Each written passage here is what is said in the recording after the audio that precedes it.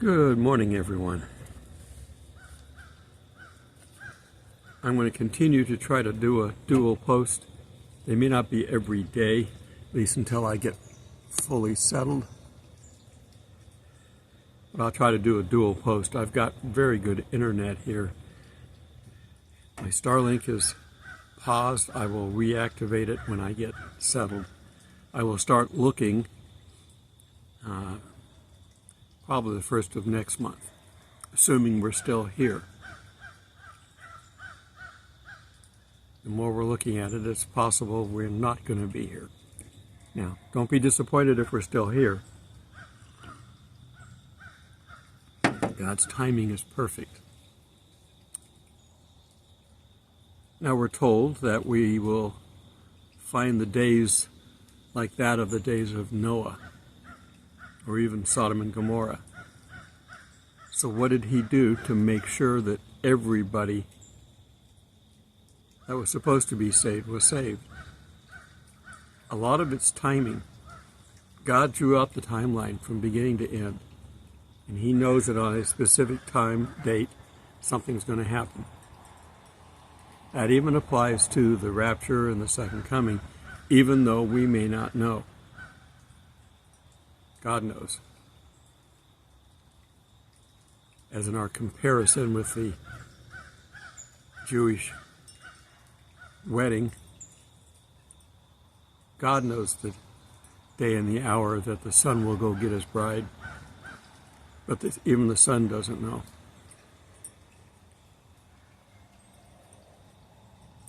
Assuming that the watchmen are correct, of which I am one, but I don't predict dates.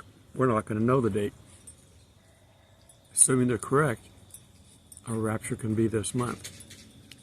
Now, what are you going to do to make sure you make the trip? You know, the old joke is, the day my ship came in, I was at the airport. It doesn't matter where you're at. God will pick you up. You know, most of the Bible is talking about the Middle East. It doesn't matter if you're on the North Pole, the United States, South America, China, if you are a Christian. And that's the key. If you're a Christian, you're going. You can even be a backslid Christian. You're going. You have to stand before God and explain to him your behavior, but you're going. Eternal life is eternal life. You don't get it and then take it back and then give it back. It's not eternal life if you can't hold on to it. God would like us to all be doing pleasing things to him when we're gathered together at the last trump into the clouds. Technically, it is not the second coming because he doesn't come to earth. Now, what are the clouds? Are there the clouds that we see here? Is there another layer above that? Where in heaven are we meeting him? It's not on earth, but where? We don't know. Are we going to be standing around jibber-jabbing with each other? I don't know. There's going to be a lot of us, so it's not going to be like we can all go up and get a hug immediately. There may be an angel to hug us, I don't know. Got another dove. I had a dove last time I did a video. Can't see. Where is it? It's on the back of the... It's on the railing there. Yes, Jesus, thank you for dropping in and saying hello. Hello. The dove represents the Spirit of God. A moving spirit that can go in wherever it wants to. You remember Noah when he was testing the waters, if you will. It'd been a while that they'd been on the boat. Probably they're all very anxious to get off. Said the waters were on the earth for, I think, 150 days.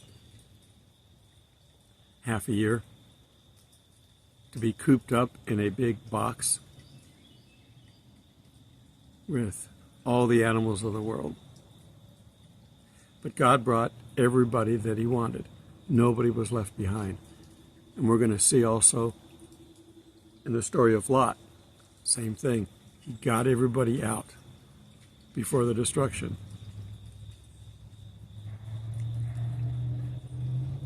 We have a cat habitat, and there's a cat up there. You can see him. And there's a animal door that they can go in and out of. So I'm hearing the cat up there running around. Okay, so let's take a look at some of the information on both Noah, since it's in the days of Noah and the days of Lot. Let's see what they have to say. I am drinking tea now. I have coffee in the morning. That's the first thing I have is coffee. But then afterwards I drink tea, and this is standard green tea. I like green tea hot, and I have bottled green tea. I drink those all day long. I will live off of water, but I like flavor. Okay, so let's take a look at Noah. So turn with me, if you will, to Genesis 7, starting in verse 1.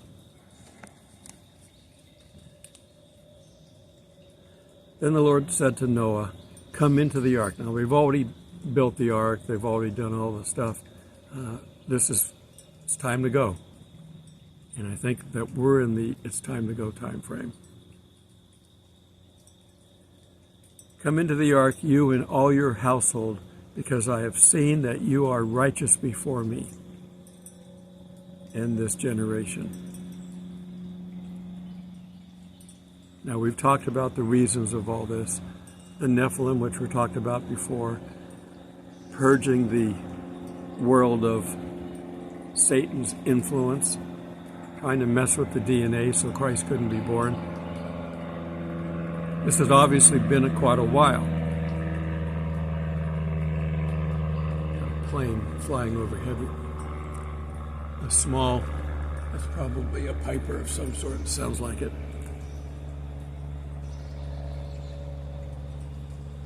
He's trying to make sure the earth is ready. And there's quite a few people on the earth.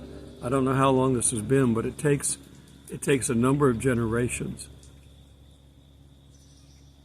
I have okay, we're going to show you again, another show and tell. I have there it is, a sparkly hanging chime out here.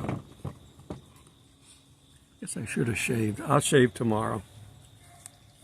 Now, I'll probably shave today, so I'll be ready tomorrow. Tomorrow I'm filming independent film, so I probably won't do a video tomorrow. But I'm trying to get every other day anyway right now. It's hectic. I got people getting ready to go to work and things like that in the house. It's not easy. I have to wait basically until they're gone before I can do my videos. Because there's animals going in and out. There's like 6 cats inside, another 5 or 6 outside.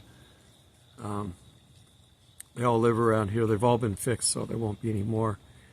And there's a dog going in and out. So there's a parrot inside. Okay. Getting back to Noah. And it says, "I've seen you are righteous before me in this generation. You shall take with you 7 each of every clean animal." How many of you knew that? We've been told that there's pairs, 2 of everything. And it will say 2 of everything here in a little bit. But there's 7 pairs of the same kind of animal. Clean ones. male and female, 2 each of animals that are unclean. Also 7 of each birds of the air, male and female, to keep the species alive on the face of the earth. For after 7 more days I will cause it to rain on the earth 40 days and 40 nights. Now we've talked about this before. The end of all this, we're given a rainbow as God's promise that he won't flood the earth again. So it won't be flooded. There may be sections that are flooded, but the whole earth won't be flooded again. It will be destroyed by fire. That's better, huh? It doesn't matter, we won't be here. In any case, if there was no rainbow prior to this, there had to be a complete covering of moisture above the entire earth to block the sun from interacting with the sky, with the atmosphere. When do we see a rainbow? In a kind of a stormy weather or cloudy weather, but there has to be clear sky for the light to get through. The sun is not yellow, by the way. That's what we see through our atmospheric filter. The sky is blue, again, because of the filtering. But the sun is actually white. That's why when you put up a prism and you split the light rays, it comes out with the rainbow. And there are more colors in God's rainbow than in this certain group of people in their rainbow. And there's more colors than we even see. There are plenty on either side, infrared and ultraviolet, that we don't see. We can make computer models using technology that we've created to see these other spectrums of light. But what we see is a complete spectrum, and you wouldn't have that if the light coming to us was not white. Okay, but it appears yellow in the sky. But they hadn't seen that. So that complete cloud covering, something disrupted the earth. Could it have been the asteroid? We don't know. Could it have been, the moon hitting us? We don't know. Could it have been just a flyby, big planet, big asteroid, fly by and tip the earth? Most of the planets are spinning true on their axis, and even if they're tilted a little bit, they're still spinning true on that axis. Not only are we tipped, but we're wobbling. Whatever caused that is how we get our weather today. Whatever caused that is how we got our tectonic plates to give us our continents. But we also get earthquakes from that. But prior to that, all that moisture, an awful lot of moisture up in the atmosphere, probably no mountains. It talks about hills, but it doesn't say mountains. And the word that he used there is for hills, so it's not like we're bending the truth here. There had to be virtually no mountains. So this Pangea, this one continent that we're talked about, probably happened during this time. We don't know. I'm speculating, but it seems logical. And the reason for that is, in order to be able to be flooded, the water has to get over everything. There are things that live above 10,000 feet. There's stuff that lives above 15,000 feet. We can go to our highest mountains in the Himalayas. Something could have survived up there. But he killed everything except for those on the ark. How do you do that? How do you kill everything in the sea? They didn't take fish in there, so the fish, I guess, were immune to that in their big fish bowl. But everything above land was killed, above the ocean. And that moisture that was up in the atmosphere had to have fallen. That's how we get rain now. This is a cycle that goes on. It rains, goes down the rivers into the ocean, evaporates up into the atmosphere and comes back. It's a circle. Well, back then they didn't have that until the flood, where the circle started with the rain covering all the land, and then eventually evaporating and doing this little bit of stuff here. And it's probable that the tectonic plates started back then, so the land started to raise. 40 days and nights. A long time is basically how long it took. Did he take everything on the ark? I saw a cartoon, there's an anteater on the ark talking to a giraffe or somebody. Says, how come they only brought 2 ants? What do you feed an anteater? What do you feed all these different animals? If you got a big shovel, you're going to have to deal with that. There must be one section of the boat designated for disposal. That's a long time.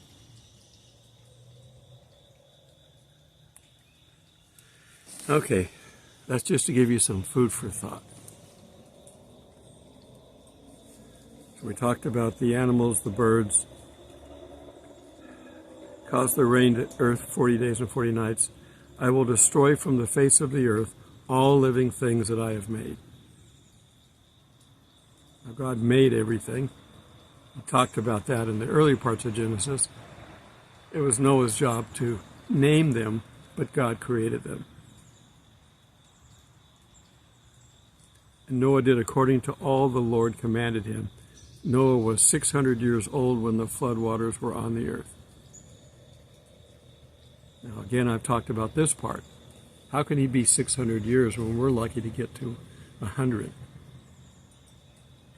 The number one killer on our planet is what keeps us alive. Contradictory. Our sun and its solar flares and all the things that come here hit the earth and help to shorten our lifespan. See, that's another thing that was going on back then. Everybody lived so long. God realized that we don't need that much time to make a decision.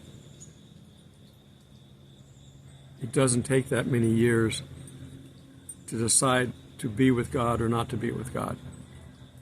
And obviously it was easier from an earthly point of view, from a spiritual point of view, with Satan involved in all this, to turn from God. Because most of the people died. 8 people out of the entire population of the earth were saved. Sometimes I say 7 because I don't include Noah, but Noah and 7 people, or 8 people total. To get rid of the influence of the Nephilim. Now, why the animals? Well, the animals were just a byproduct of God eliminating man. He had to flood the earth to do this, and the animals would have been destroyed. He wasn't mad at the animals, but he wanted them to come on the ark with the people, so that way when the earth was flooded, there'd be some animals to repopulate with. Now, I think, frankly, that this was a long time ago.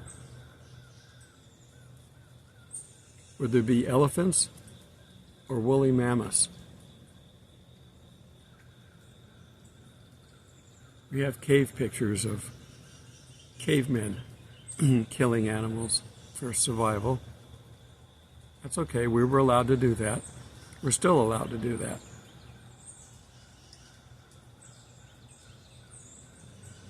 But Noah took them all on to save them as well. God didn't have a beef with the animals. Satan has a beef with everything that God created. That's why beef is becoming a bad word amongst Satan's followers.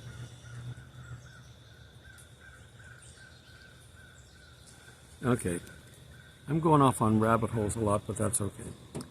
Noah, his son, Noah with his sons, there were three of them, his wife and his sons' wives, went into the ark because of the waters of the flood. Of clean animals, it's doing a rehab of what we just read. Clean animals, there were unclean, birds, everything that creeps on the earth. Why did he have to bring cockroaches? I don't know. Why do you have to have fleas and ticks, mosquitoes? I have to talk to God about that. 2 by 2 they went into the ark. That's where everybody thinks that there was just 2 of everything. But there were pairs, 7 pairs of clean animals. They still went 2 by 2, but the same type of animal, there were 7 of each. 2 by 2 they went into the ark, to Noah, male and female. Oh my God, there's not them and they and all kinds of other variations. There's only 2.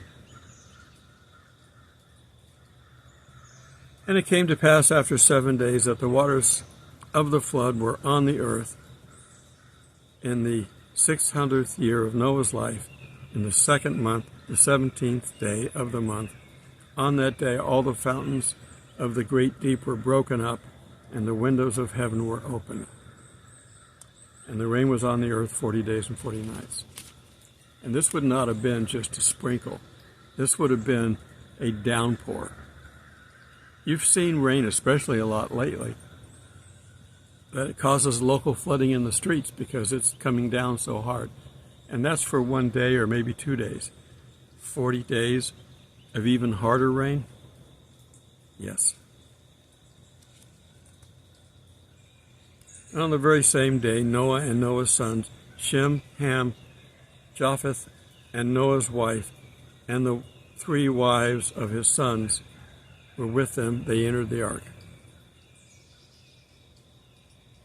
And it followed along with all the creepy things. And God told them to seal up the ark. So when they went in there, it wasn't really raining. They sealed up the ark, and then they had to wait. How many times have you had to wait? God says, do this, and I will do this. And you do that, and you sit and wait going, come on, God, I did my thing. Where are you at? Be patient. God does things perfectly and in time. He wanted the people on the outside to realize that they made a mistake. Now, again, this type of boat that was built has a wide platform. This is not a V-hull. This isn't for powering through the water. This is for survival. It's a big, multi-level inside boat, and it's built to withhandle all that rain and water.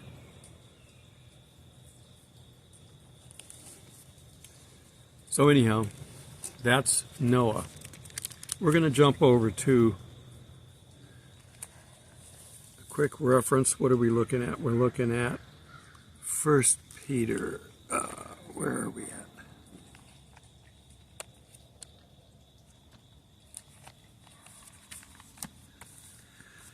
1 Peter 3:20.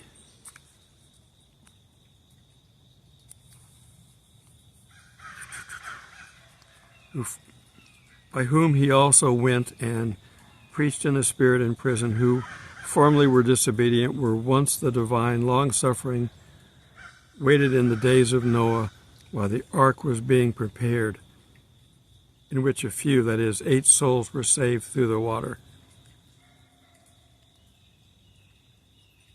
Paul is dealing with prison. But he says, be patient. In the days of Noah, they had to be patient. They had to be patient. It took them a long time to build the ark. This is a big... Have you ever been to a shipyard and seen how long it takes to build a real ship? When I say real ship, I mean a modern ship. Even in the times of Jesus, it took them a long time to build ships. You lay the hull, then you start adding ribs to it and building up. It takes a while. even with our modern technology. It can take, I don't know, a year or 2 or 3 to build a ship. Not only do you have to build it, but then you have to furnish it. You have to put everything inside of it. That was another one of the cats. And I've got that sun coming in behind me again. Let me see if I can.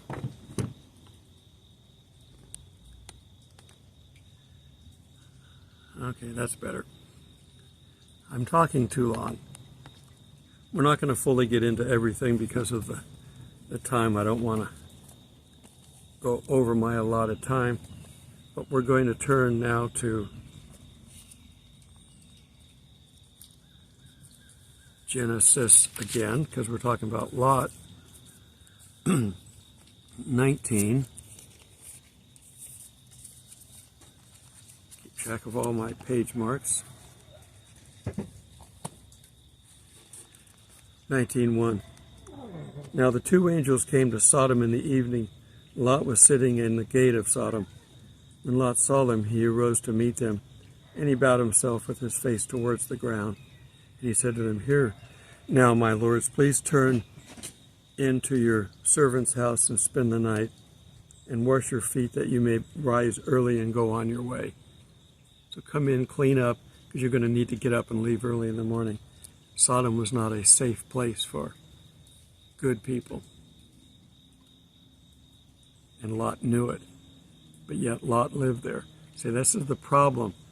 We often find ourselves living amongst sin, even if we're not directly involved. And we shouldn't be. We should not be associating with that. Jesus went in and had dinner with tax collectors, but he didn't move in with them.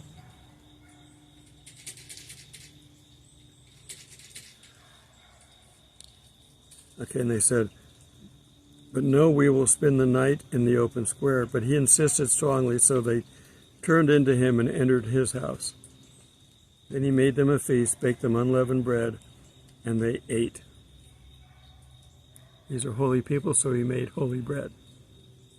Now before they lay down, the men of the city, the men of Sodom, both old and young, all the people of every quarter surrounded the house, and called out to Lot and said to him, "Where are the men that came to you tonight? Bring them out that we may know them." This is a bad town. And Sodom and Gomorrah were sister cities next to each other. So Lot went out to them and shut the door behind them and says, "Please, my brethren, do not do so wickedly. See, now I have 2 daughters that you may know that have not known a man," which is, they've got to be young daughters. "No, man, please let me bring them out to you, that you may know them as you wish. Only do nothing to these men, since it is the reason they have come under the shadow of my roof." And they said, "Stand back then." And this one came in to stay here, and he keeps acting as a judge. They didn't like his behavior. There was good in him because he came from good. Abraham's nephew.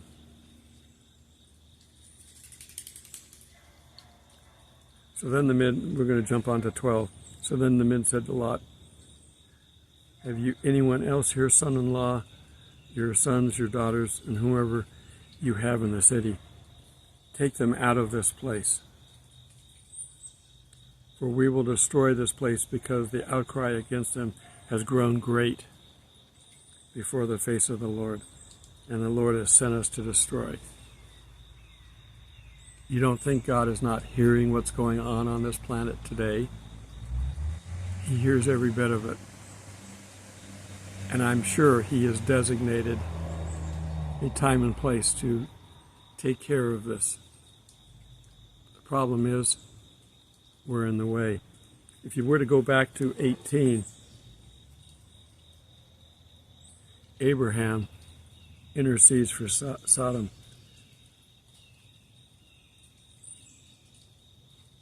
Talks about, I'm reading in 18:16, "Then the men rose from there and looked towards Sodom, and Abraham went with them to send them on their way. And the Lord said, 'Shall I hide from Abraham what I am doing? since Abraham shall surely become a great and mighty nation. All the nations of the earth shall be blessed from him. He doesn't even want Abraham to know. He doesn't want Abraham to go there. But then Abraham goes into a discussion with God. If I find, I'm going to jump down to 28, I guess, the bottom of it. If I find 45, I will not destroy it, God talking. And he spoke to him yet again. Suppose there be 40. He's negotiating. So you can talk with God reverently, but you can talk to God and negotiate. He got it down to 1.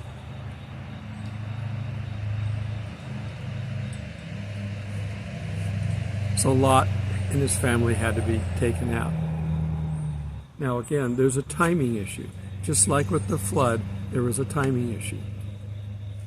God ordained the timeline, and he knows at this particular point the earth is going to start flooding.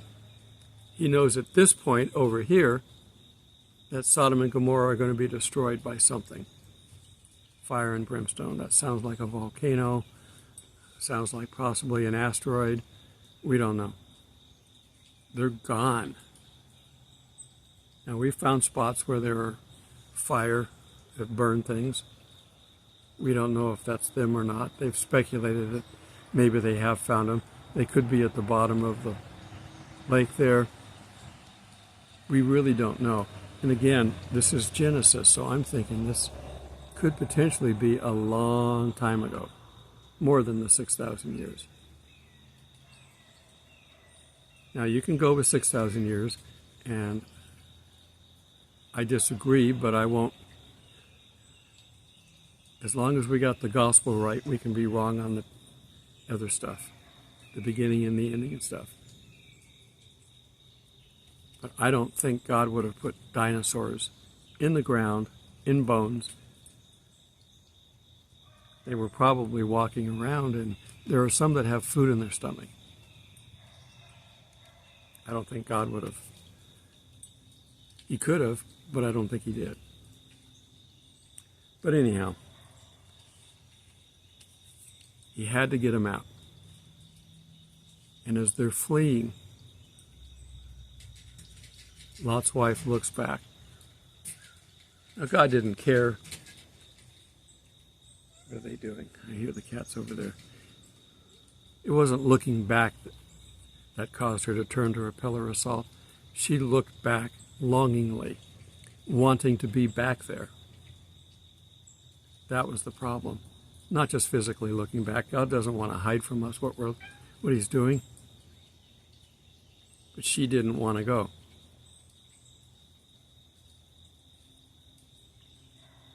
So be careful when you look back. You can look back to observe, but don't look back in regret.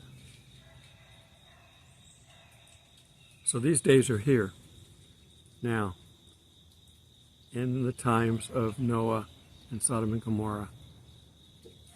People will be going about their business day to day, marrying and giving in marriage, oblivious to what's going on around them. And then everything will start happening.